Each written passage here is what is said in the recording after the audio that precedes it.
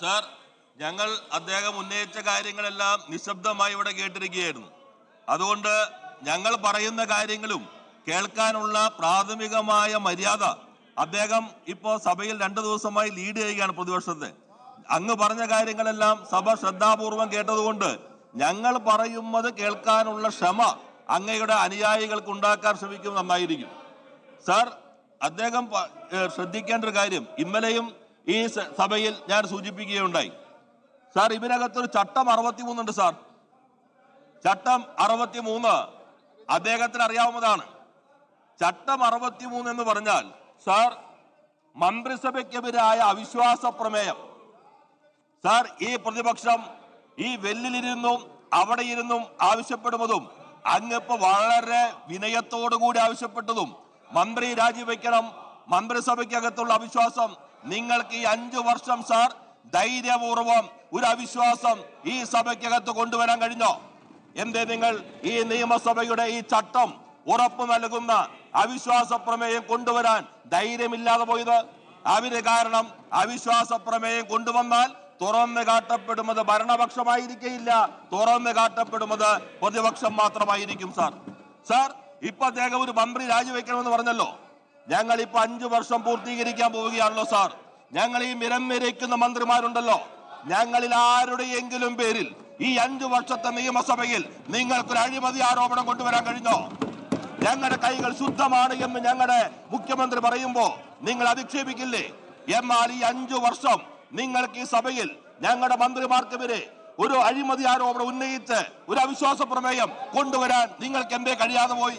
കാരണം അങ്ങനെ ഒരു ആരോപണത്തിന്റെ കണിക പോലും ഉണ്ടാകാവുന്ന ഒരു കാര്യവും ഈ മന്ത്രിസഭയ്ക്കകത്ത് ആരും ചെയ്തിട്ടില്ല എന്ന് നിങ്ങൾക്കും ഉറപ്പുള്ളത് കൊണ്ടാണ്. സാർ, ഈ ഗവൺമെന്റ് ജനങ്ങൾ അഭിമുഖീകരിക്കുന്നത് സാർ,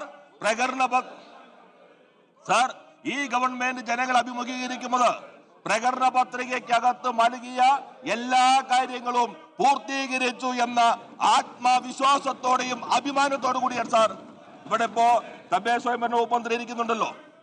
ഇന്ന് ബഹുമാനായ മുഖ്യമന്ത്രി 5 ലക്ഷം വീടുകൾ കേരളത്തിൽ പൂർത്തീകരിക്കുന്ന പ്രഖ്യാപനം നടത്തുകയാണ്. നിങ്ങളുടെ വീടുകളല്ല സാർ, രാഹുൽ ഗാന്ധി എന്ന് പറയുന്ന വയനാടിന്റെ മുൻ MP, ഇപ്പോ മറ്റൊരു മണ്ഡലത്തെ പ്രതിനിധീകരിക്കുന്ന MP, പ്രിയങ്ക ഗാന്ധി എന്ന വയനാടിന്റെ MP, 1 രൂപ അവിടത്തെ വയനാട് ദുരന്തത്തിന് നൽകാൻ കഴിഞ്ഞോ? ഇടതുപക്ഷത്തിന് MP മാർ നൽകിയില്ലേ?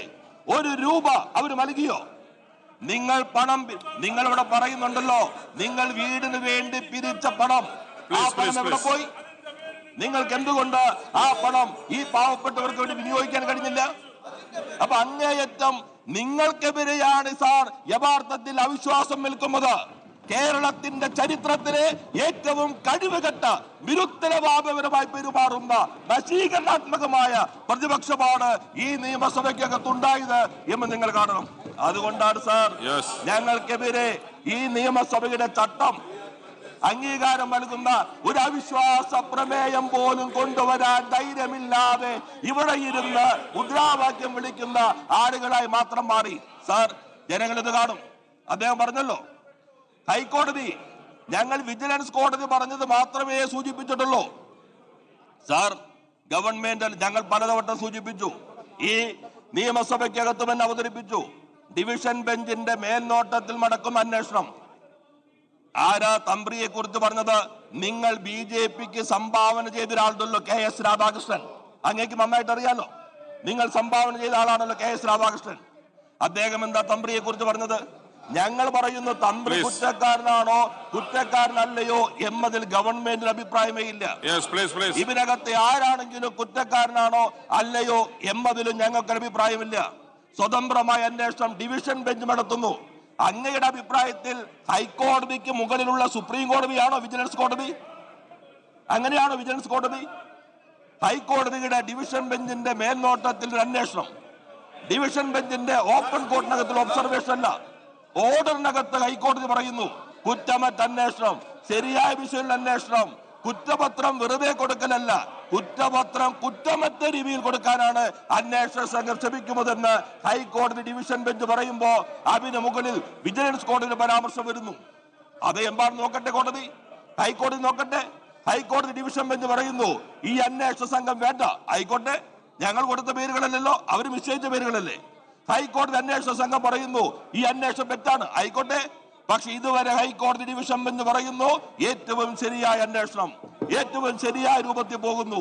ഇപ്പൊ നിങ്ങൾ ഇവിടെ സാർ, ബഹുമാനായ പ്രതിപക്ഷ മേധാവ് എല്ലാവരും കോടതിയിലേക്ക് ഓടിപ്പോകുന്നവരാണല്ലോ. ഇതിനകത്ത് കോടതിയിൽ പോകാതിരുന്നത്? ഞാൻ നേരത്തെ പറഞ്ഞു, നിങ്ങൾക്കൊരു അവിശ്വാസ പ്രമേയം കൊണ്ടുവരാൻ ധൈര്യമില്ല എന്ന് പറഞ്ഞതുപോലെ നിങ്ങൾ കൊടുത്ത എല്ലാ കേസുകളും നീതിന്യായ പീഠത്തെ വലിച്ചെറിഞ്ഞു കളഞ്ഞ അനുഭവമില്ലേ? K4 ആകാം, അല്ലെങ്കിൽ ക്യാമറയാകാം, ഏത് കേസുകളാണെങ്കിലും പ്രതിപക്ഷ മേധാവിന് പബ്ലിക് ഇൻട്രസ്റ്റ് ആണോ, പബ്ലിസിറ്റി ഇൻട്രസ്റ്റ് ആണോ എന്ന് ചോദിച്ചത് ഞങ്ങളല്ല. അവരെ കൊണ്ടിരുത്തിയാൽ നമുക്ക് ചർച്ച ചെയ്യാം. അവരെ കൊണ്ടിരുത്തിയാൽ മതി എന്ന് ചോദിച്ചത് ബഹുമാനപ്പെട്ട ഹൈക്കോടതിയാണ് സാർ. അപ്പൊ ഇത്രയും കഴിവുകെട്ട പ്രതിപക്ഷം ശരിയായ രൂപത്തിൽ ജനങ്ങൾ നൽകിയ ആ ഉത്തരവാദിത്തം നിർവഹിക്കുന്നതിൽ പൂർണ്ണമായും പരാജയപ്പെട്ട വശീകരണാത്മകമായ പ്രതിപക്ഷം കേരളത്തിനെതിരാണ് സാർ. ഇവർ ഞങ്ങൾക്കെതിരല്ല, ഇവർ കേരളത്തിനെതിരാണ്. കേരളത്തിന്റെ എല്ലാ മല്ല പദ്ധതികൾക്കും എതിരാണ്. വയനാടൻ തുരങ്കപാത പറ്റില്ല, ദേശീയപാത വീതി കൂട്ടൽ പറ്റില്ല, വിഴിഞ്ഞം തുറമുഖം പറ്റില്ല, കിഫ്ബി പറ്റില്ല, അതേപോലെ തന്നെ ലൈഫ് പദ്ധതി പറ്റില്ല. എല്ലാത്തിനെയും എതിർത്ത വശീകരണാത്മകമായ പ്രതിപക്ഷമാണ്. പാഠപുസ്തകം പാഠപുസ്തകത്തെ കുറിച്ച് പറഞ്ഞത് എന്തിനാണ് പാഠപുസ്തകം? ബഹുമാനായ ശ്രീ രമേശ് ചെന്നിത്തല പറയാണ് എന്തിനാണ് ഈ പേപ്പർ കമ്പനി ഏറ്റെടുത്തത്? അത് കേന്ദ്രം അടച്ചുപൂട്ടിക്കൂടെ? ഇങ്ങനെയുള്ള ഈ പ്രതിപക്ഷം കേരള സമൂഹത്തിന് മുൻപിൽ തുറന്നു കാട്ടപ്പെടും. അതുകൊണ്ട് നിങ്ങൾ ജനങ്ങളുടെ മനസ്സിൽ ഇടമില്ലാത്തവരായി മാറാൻ പോകുന്നത് നിങ്ങളുടെ പ്രവൃത്തി കൊണ്ടാണ് എന്ന് നിങ്ങൾ തിരിച്ചറിയണം എന്ന് ഈ സഭയുടെ ശ്രദ്ധയിൽപ്പെടുത്താൻ ഞാൻ ആഗ്രഹിക്കുന്നു.